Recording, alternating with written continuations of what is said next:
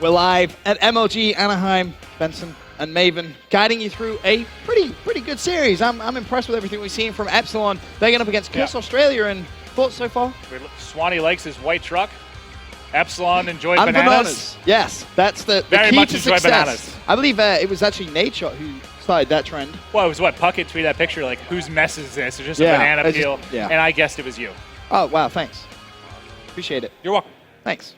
You're Utmost a nice respect guy. for you. You're a nice guy. The big problem there for Curse Australia going back to that S&D, just not able to take it, and it's something which has caught a lot of the casters here at MLG by surprise, because we expected so much from the Australians, especially after an amazing Call of Duty Championship performance. They caught everyone out by surprise. But it asked the question, have the American teams and the European teams started doing a little bit more research into the way the Australians play their S&D? Because with performances how they've been playing, it definitely seems like that. They haven't picked up an S&D so far. Well, you've definitely seen like some of the top American teams have changed their style. It's got, well, I mean, look at a team like Evil Geniuses, who, you know, when we talked back a couple months ago, they wouldn't lose a Blitz. They would rarely, any respawn, basically, they would not lose, and they were really wishy-washy in S&D. Now S&D's become one of their better game types. They switched up their styles, and yeah, I think it's starting to show here at these recent events, that's for sure. Well, you see the Australians there on your screen, desperate to just get off the mark. Obviously, you have to also mention that these guys have flown across the world. They arrived here on Thursday as well, so you're going to have definite jet. If there's ever a time to say, all right, these guys are going to be jet lagged, you have to. Especially with Chris at U too, you got to think it was sort of a last-minute thing because it was going to be immunity that was coming. Coming. That was the big thing. And then they ended up being the team that came out, and it was kind of a surprise to everyone. I don't remember the exact details, but yeah, sort of last minute, and then the long fight. You know, not a ton of time to prepare for this event. Never easy. You see that Josh and Jerd on your screens. And got to give Josh some props as well. He has been having a very solid series. He's just been very consistent, and that's what he was known for back in Europe. You know, back in I don't want to say his prime, because obviously he's still a very young player. But when him and Madcat used to team, those two, they were the incredible European duo, and he's definitely picking things up. Blitz Freight though, how do you see this one panning out? Well, this Blitz Freight and Blitz Dom Freight Dom are two of my favorite matches because it really comes down to aggressive play and gunfights. And this is one I got to think, at least from what we've seen so far, is definitely going to be going Epsilon's way. All right, well, see, what are they running? I'm just out of curiosity, what's their mix for subs? Are they running like 2 and 2 with Imtar and Vector? Or are we seeing? I think they're full manning. We have 4 Vectors. Yes. They are 4-man vectoring. That's very interesting indeed. That was one of the big things from X Games is how people were splitting those particular weapons up, and we've seen a lot of changes here so far this weekend. I'm looking at this man to have a sensational game of Blitz. Tommy is going to level it up 1 apiece. Managed to slide 1 home for the Australians, and just looking at that mini-map right now, there's one player trying to make some sneaky little moves there. Well, he's actually got through. It's Damage, actually, who's causing some issues right now for Epsilon. Well, we've seen Blitz kind of evolve a little bit. It used to be more about rotations, playing defense, and then pushing out, you know, accounting for all players. But so far this week, I mean, we've seen like, what, 15 caps go up in like the first like 3 minutes of some of these games. It just seems to be a lot more run and gun and just fly at that cap and try to just really score faster than the other team. Yeah, well, I'm actually curious to see how Epsilon are going to be communicating, Maven. So let's not waste any time about it. Let's dive straight into a Turtle Beach team chat with Team Epsilon. I'm going to be behind. Shit, one behind us. Nice one. There might be one more, mate. I'll go for Captain. Yep. He's on the point. Nice, nice. I'm back away, Is that? one more back of theirs. Back of theirs now.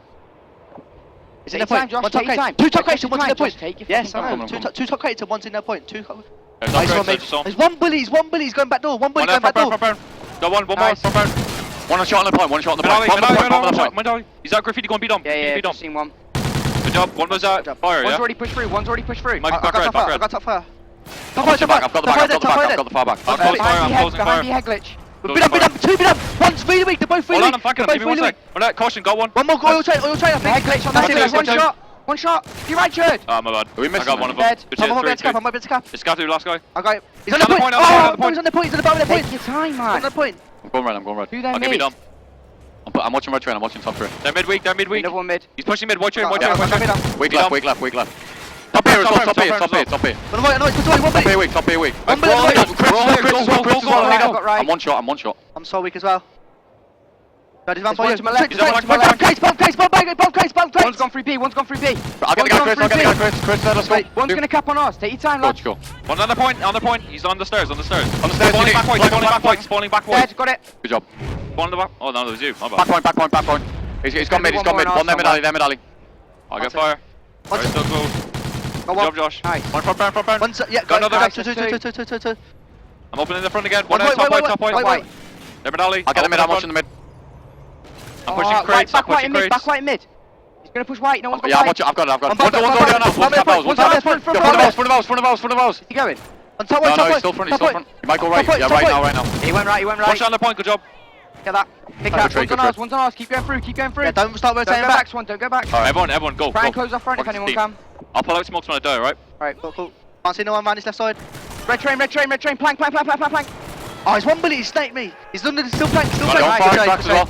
Nice, two down, one cap. Again, that's two down. Oh no, green box. Green box got me. Alright, I got smokes. Give me a sec. I'm coming off spawn. 2 seconds. Nice top. One's on this left. I stunned him. I'll get him.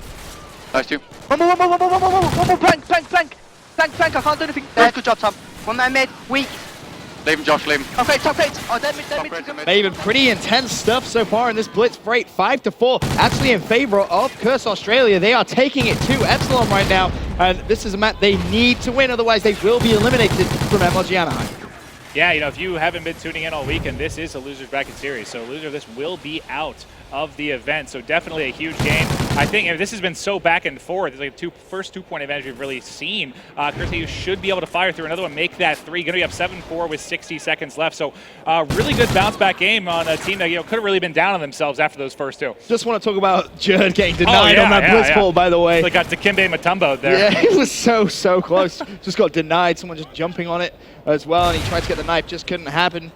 But 7-4, it's a 3-point lead in the last 42 seconds. This tends to be that time now where the games of Blitz kind of get a little bit out of control, and you see lots of caps spiraling in. Josh needs to do some defense. Curse Australia putting a lot of pressure now onto the Epsilon base. Who is that player for Curse Australia that's going all the way around the outside? I think it's going to be It was Ize, who is just causing all sorts of issues. There's 7 seconds left. They could get another couple of caps here, Maven.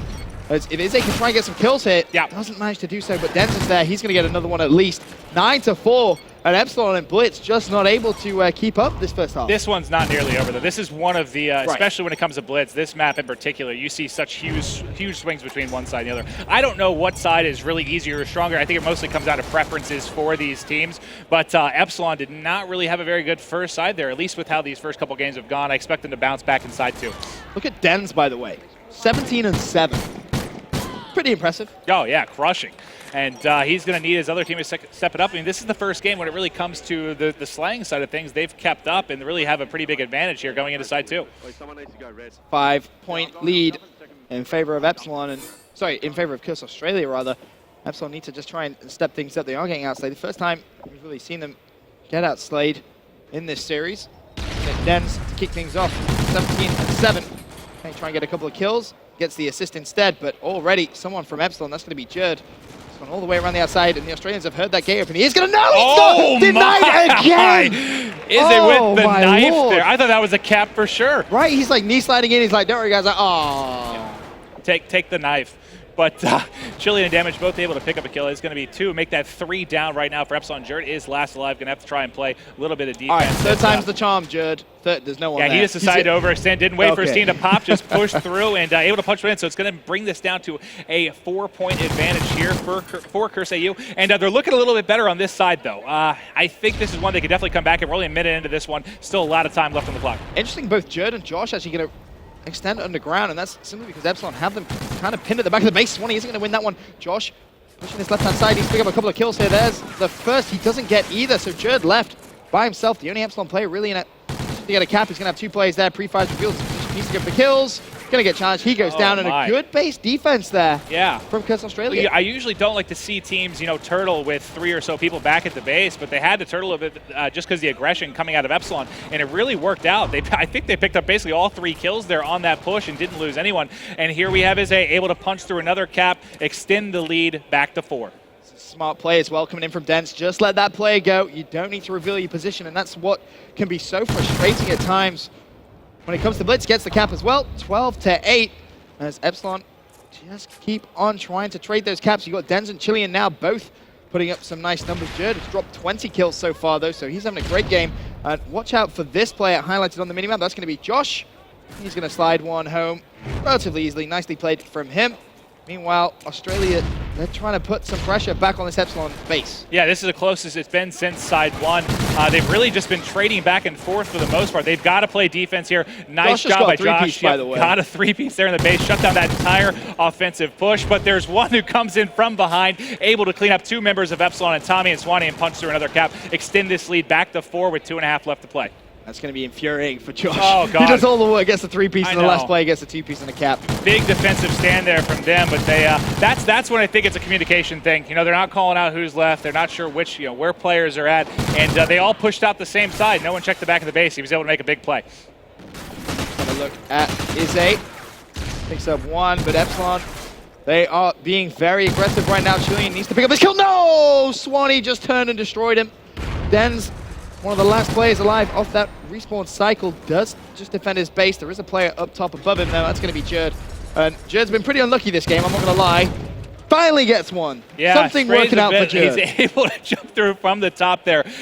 Doesn't get denied for, like he said, like it's what, that's 3 times I think we've seen him almost fire one through only to get shut down. But 3 down right now for CurseAU. Damage is the only one left alive. It's only a 3-point game. He's going to need to get a kill or 2 here on the defensive side. But one player was pushing through the front door. This should be another cap here for Epsilon, and it will be.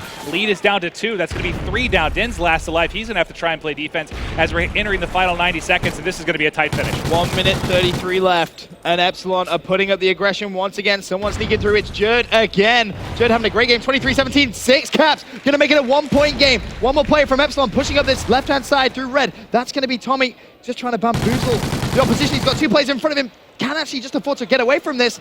That base is going to be wide open. There's no one there, in fact. He's going to be able to slide this home. That's going to be a tied game going to the last minute.